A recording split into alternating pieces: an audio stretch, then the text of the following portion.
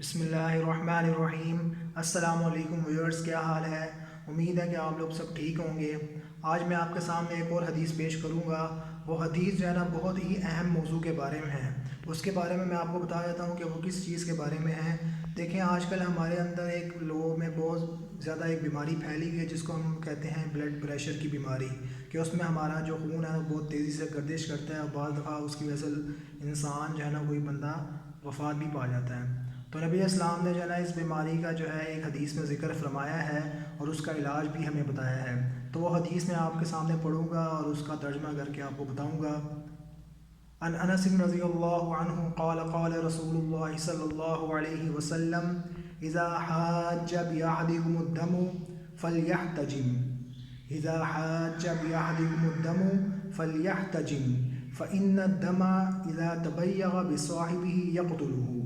دوبارہ میں حدیث سناتا ہوں عربی میں آپ کو۔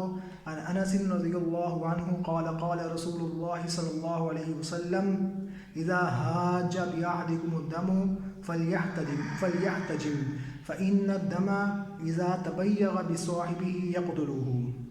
اس حدیث کا ترجمہ یہ ہے کہ حضرت انس راوی ہیں، وہ فرماتے ہیں کہ جناب رسول اللہ صلی اللہ علیہ وسلم نے ارشاد فرمایا کہ جب تم میں سے کسی کا خون جوش مارے، جب تم میں سے کسی کا خون جوش مارے، اب اسی کو ہم دوسرے لفظوں میں جو ہے نا بلڈ پریشر کی بیماری کہتے ہیں، کیونکہ اس میں ہمارا خون جو ہے بہت تیزی سے گردش کرتا ہے، جوش مارتا ہے۔